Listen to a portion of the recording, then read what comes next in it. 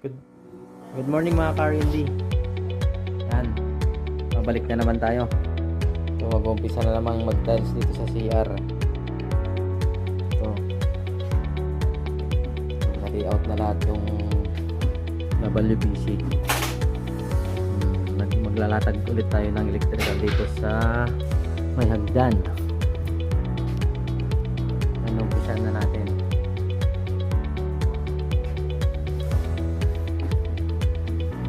Yan si Bro Roger, nag-install ng WPC dito sa gilid.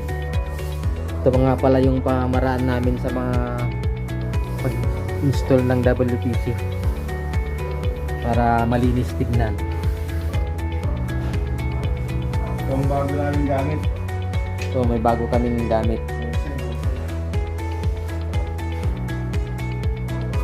Ano siya? Yung brand niya ay yan. Mamaya mabubuo na tong kabilang side ulit.